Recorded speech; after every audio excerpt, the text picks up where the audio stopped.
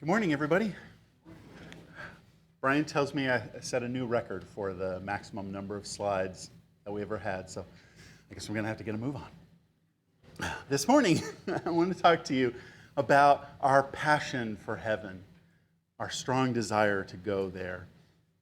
Sometimes it's not what it ought to be, but I'd like to read a little bit about Paul's passion for heaven now, and I wish I could do these passages justice, but listen and see if you can figure out exactly what Paul's attitude really is towards heaven. In Philippians chapter 1, verses 20 through 24, Paul says, "As it is my eager expectation and hope that I will not be at all ashamed, but that with full courage, now as always, Christ will be honored in my body, whether by life or by death.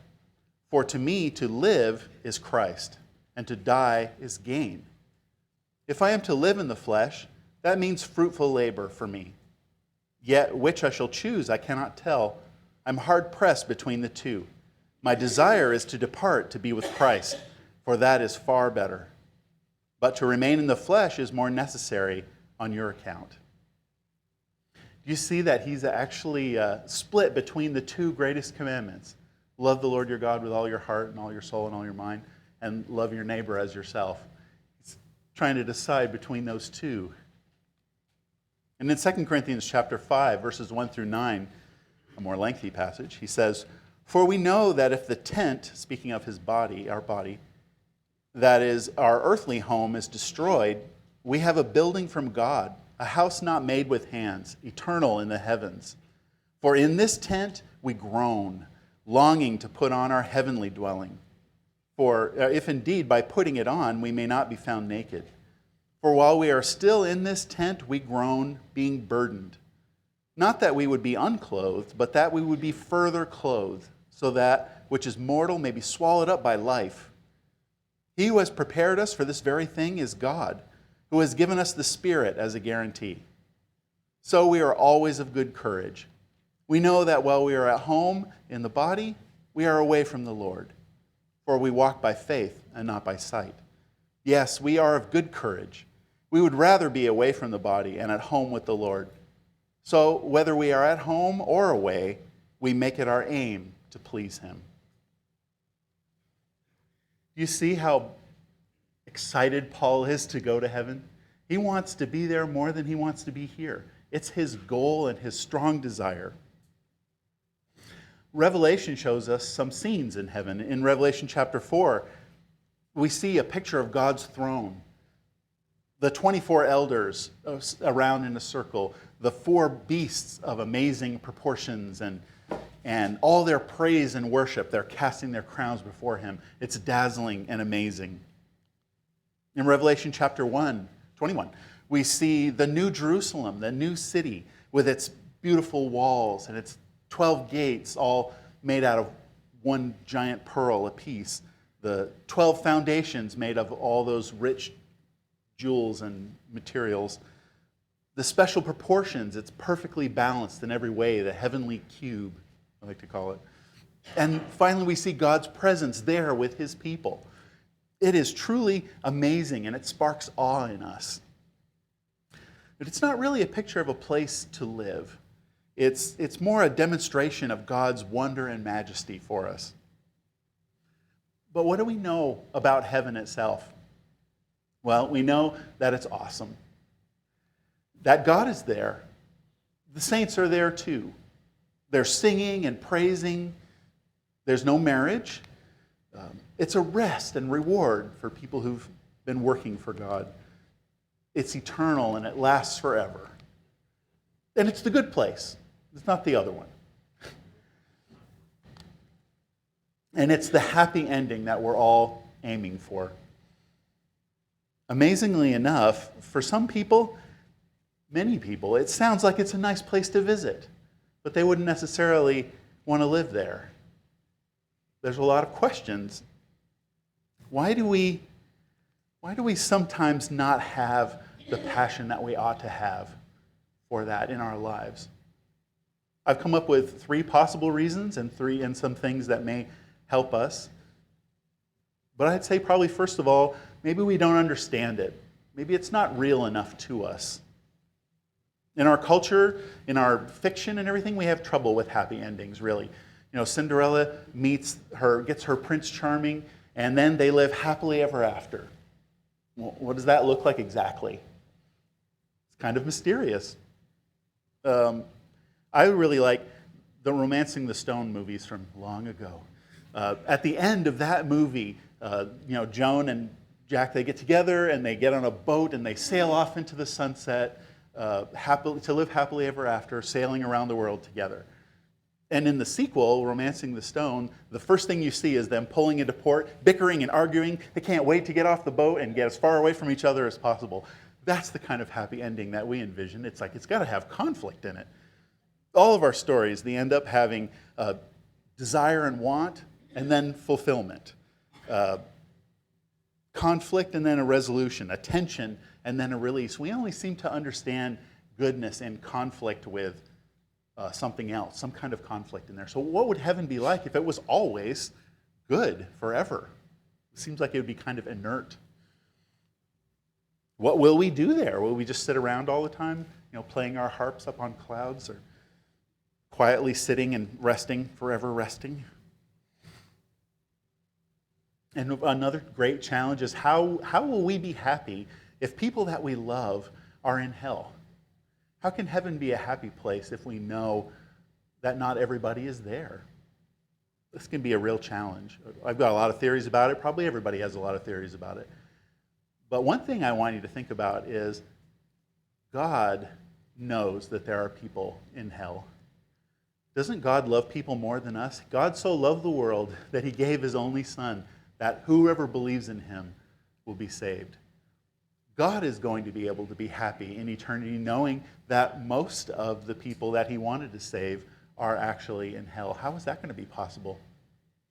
If he can be, then I think we can. Well, another possibility is that we're too comfortable here. We're not quite ready to go. The world actually thinks, the first would be, would we even want rest if we're not tired? If you have kids, have you ever tried to send them to bed that extra hour early? Here's your rest that you've been longing for. It doesn't work very well. They don't want rest. They want to be up and running around late. And putting them to bed is a struggle. Will that be what heaven is like for us? A rest when we really would rather be doing things?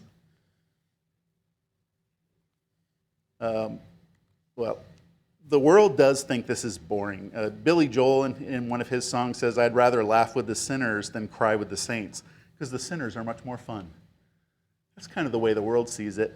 A famous philosopher, Nietzsche, said, "In heaven, all the interesting people are missing." Is that what heaven is going to be like for us? Sometimes we feel like, I'd rather experience this one thing before I go to heaven. Then heaven would be nice. Maybe I'd like to live a little bit more here on this earth. Maybe I'd like to see my grandchildren be born or grow up.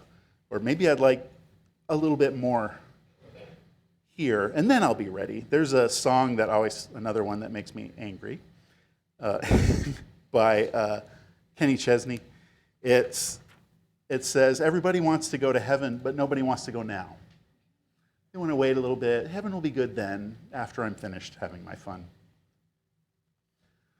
Another and important warning for us is there is no longing for us for things that can't be satisfied here on the earth. There's no heaven-shaped hole in us that's longing to be there because everything here is pretty good. There's another song by Kane Brown that says, I don't know how heaven could be any better than this. Being with his girlfriend. People talk about heaven all the time, but how could it be better than what I have right here? That's a problem. Another possibility is that our faith is weak. This is a root of a lot of problems that we can have as Christians in a lot of different ways, and it shows up not directly. And sometimes we feel like we're not sure that we're going to make it. We're not sure that heaven is really there for us. There's an uncertainty around that whole area, and we just hope maybe we'll get in by the skin of our teeth, and we might be lucky, but we're unsure about that. Maybe our love for God and our desire to be with him, to meet him, is not strong. Maybe we see God as a sort of a fuzzy, benevolent being that we're not quite sure what it's going to be like to meet him. Or maybe we're not longing to be in his presence because we don't know him that well. Faith is the assurance of things hoped for, the conviction of things not seen. If we're not sure, if we have an instability in that, then our assurance, the certainty of things that we have hoping for, if we don't have that sure, it's going to make a lot of things difficult for us. It's going to make it hard for us to make decisions in this life for that, if we're not sure it's going to happen. If we're not convicted about that thing we haven't seen yet, how can we put stock in it? How can we deny ourselves things here if we're not sure that's there for us? Well, I have a lot of different tips or ideas, things that I've sort of gathered, and I'm going to address them in kind of backwards order. How do we build our passion for heaven? First, we have to work on our faith. We have to fix our confidence. Have you ever felt like at the end of the day, maybe I'm just not good enough to make it to heaven? Maybe I'm not going to be able to get there. I don't always feel like that. Well, the answer is, of course, you're not. That's a healthy feeling to have. Because what would the opposite feeling be? What are we expecting? Are we expecting at the end of the day to go, today I did good enough to deserve heaven? Is that the way we ought to be feeling at the end of the day?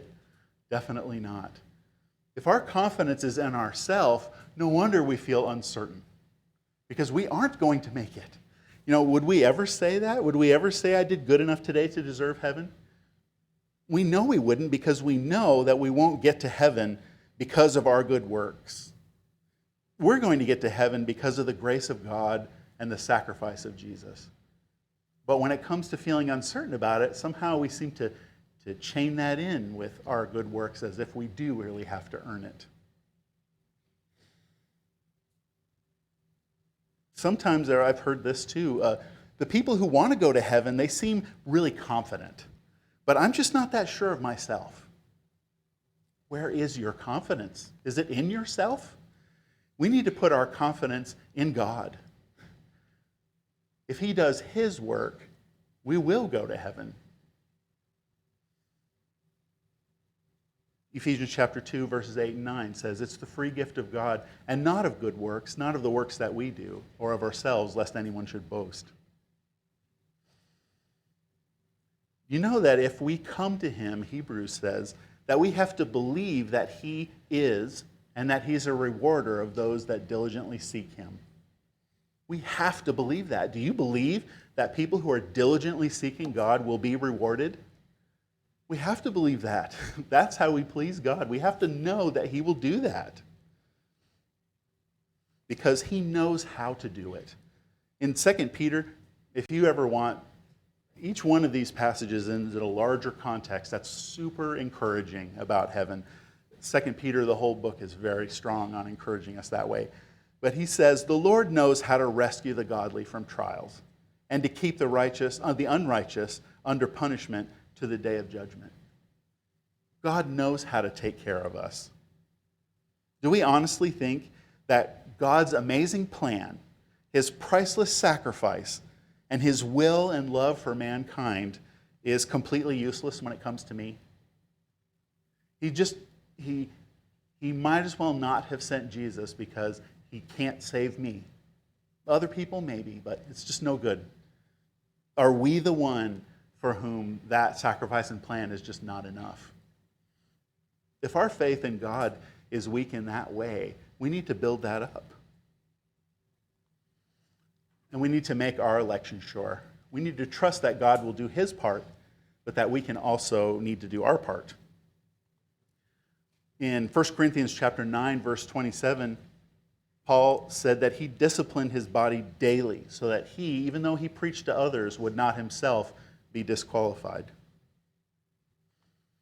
Also in 2 Peter chapter 1, he says, if you do these things, an entrance will be richly provided for you into the kingdom if you practice the qualities that he lists further in there.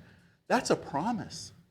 An entrance will be provided to you if you develop the qualities that he describes in that book. In 2 Timothy chapter 1, Paul says, I know who I believed, and I'm convinced that he's able to guard what I have entrusted to him until that day. Paul knows where his trust is. He's entrusted things to God, and God will do his part. You know, we are hanging by a thread. We're hanging by the thread of God's grace. But heaven and earth will shake. The elements will melt and be destroyed. And that thread will never even quiver. That thread is the most secure thing in the universe. And we need to know that we are counting on that. The Bible describes it as a solid rock. The only solid rock amidst shifting sand.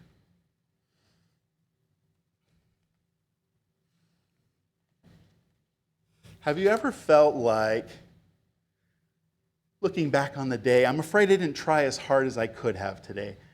I wasn't as diligent as I should have been. I didn't do the things that I had set out to do. I failed at the things that I had set myself up to do. I just wasn't as good as I wanted to be. That kind of thought is a tremendous weight for us to carry around. It does make us feel unstable and not looking. It's hard to look forward to heaven with that feeling of I don't know if I did my part. What we need to do at that point is turn that directly into a prayer. Go directly to God and say, God, my Father, I didn't do well enough today. We need to confess to him the things that we're worried about. He's asked us to put those cares on him, not to carry them on ourselves, to go directly to him and ask him, beg him to forgive us for that. And help us to rededicate and focus ourselves again to be the person that we want to be tomorrow, to keep on. 1 John says that if we confess our sins, he's faithful to forgive them. God is faithful. He will forgive them. So what's left then? If you're about to get in trouble, you're standing before the principal as a child, and the principal says, I forgive you of that. What's left? Away goes the fear and the uncertainty. There's nothing but relief and gratitude. That's where you stand with God after you put your cares on him. You are thankful. And we need to live that gratitude with everything that we have. The thankfulness to God that he has saved us and that we will go to heaven. The problem, what scares me about this is if we don't do this exercise, if we don't keep some of these uncomfortable thoughts in our mind, then we're not going to be grateful enough to God for how much he's done for us. If we don't recognize how much we need him to get to that place, if we're not aware of our shortcomings on that level, then we won't be humble as we ought to be. We won't be thankful like we ought to be to God, and we won't be diligent enough in our pursuit of living a godly life. If we don't think about heaven, it feeds back on itself. That's how we remember this. If we think about heaven and feel that uncertainty, then that helps us to go back to God, to confess, and to rely on him entirely. Paul says he forgets the past. Forgetting the past, what is behind, and straining forward, he presses on to the high calling of the gift of God. Again, Philippians chapter 3 is fantastic for this. This is Paul, how he moves through life, knowing that he's not good enough to go to heaven on his own. We also need to get to know God better.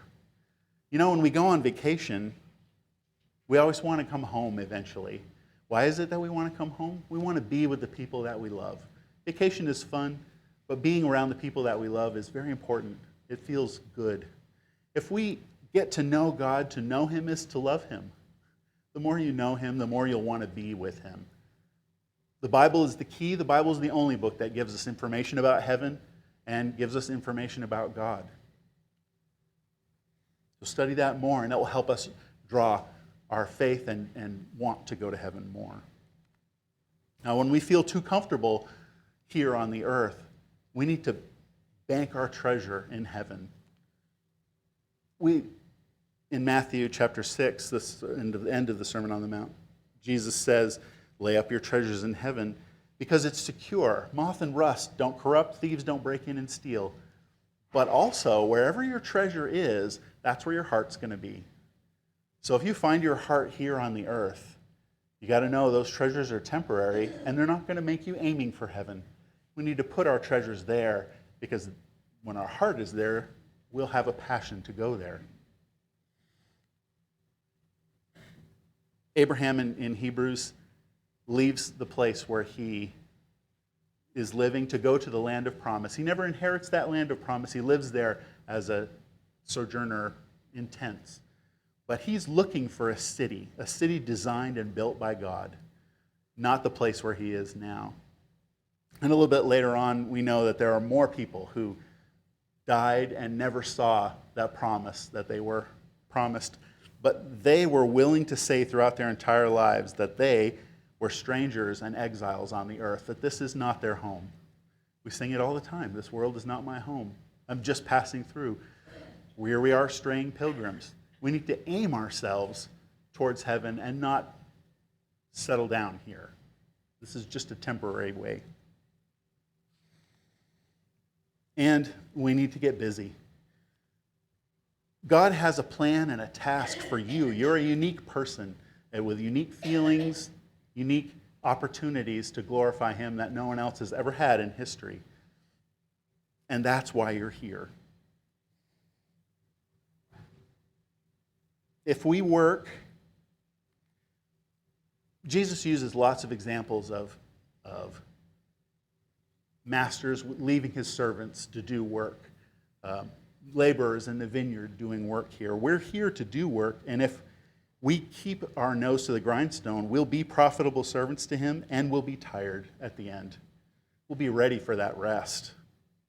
We also sing, we'll work till Jesus comes, or work for the night is coming, where man will work no more. We've been given, each of us, special gifts, talents. In the parable of the talents, the master gave 10 talents to one man, 5 talents to another, and 1 to another to do the work that he had set out for them while he was gone. And the 10-talent man invested that and got 10 more talents. The 5-talent man invested that and got 5 more. The 1-talent man buried his talent and returned it to God, or to the master at the end, who was very displeased with him because he had wasted the talents, the gifts that he had given him, and only returned what he had been given initially. Sometimes when we look at the situation, the desire to be at heaven seems so great that maybe we want to get there quick. Maybe we want to sort of shortcut things and just end our lives ourselves to get right on to heaven. I've thought a lot about the 1-talent man, how exactly would you do that? And I think that's about as close as you could get. You just say, I don't want to do the work that you have from here. I don't want to do what you have. I'm just giving it back to you. We got to look at Paul. Was that Paul's response? When he wanted to go to heaven desperately, did he say, I want to end it? No, he said, he was willing to lose everything and to count everything that he had but refuse and trash. He was willing to lose everything but not to throw it away. He was willing to lose everything so that he could do the Lord's work here, and he was happy to do the Lord's work. What about David? He lost his child. He knew that his child couldn't come to him anymore, but he could go to his child. What did he do? He immediately got up and he went to work so that he could get there. And Elijah is my other favorite example. He was so terrified that he was going to be killed that he ran off into the forest and hid in a cave and asked God, just end it. I can't even live anymore. There's nothing for me here. And God said, I've worked for you. You need to go back into the town and do my work. After Elijah had finished his work, God gathered him to heaven, and he will do that for us as well when our work is done. When heaven doesn't seem real to us,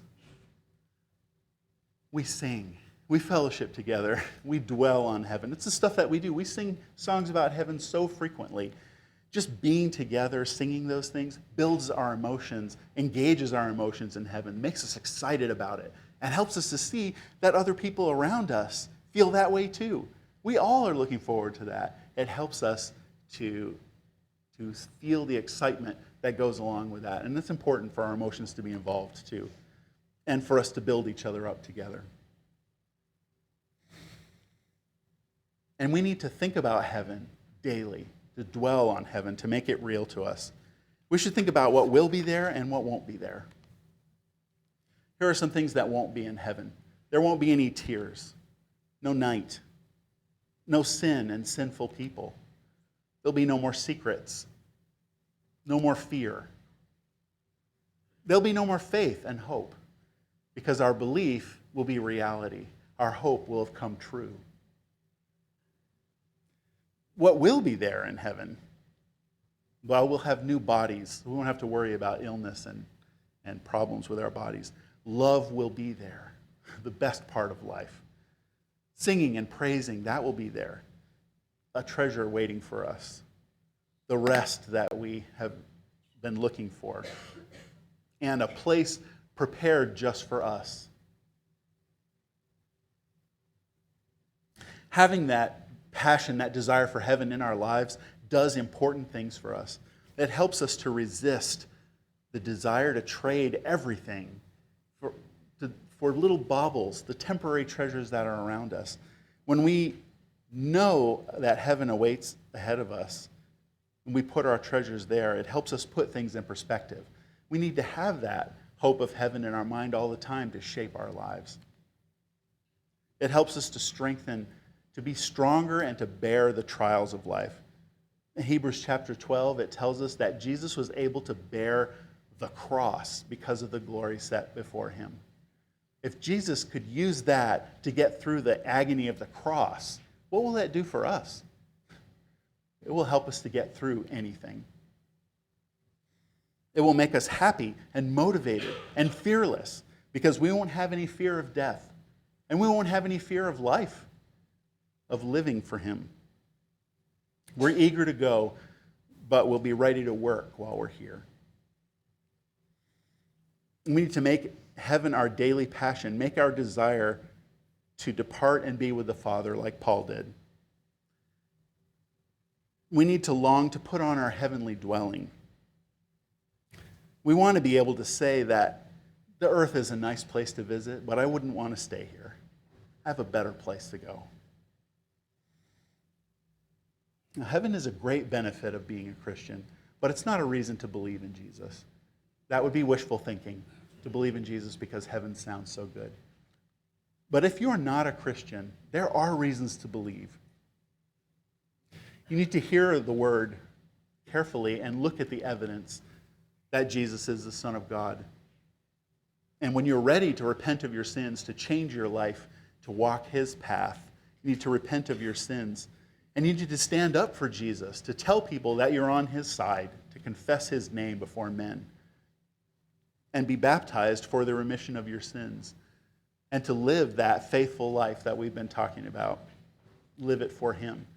If you're willing to do that, you can make heaven your destination now if you haven't already. And if you're ready to do that, you can come forward now and we'll help you with anything we can help you with, any of your spiritual needs, while we sing this song.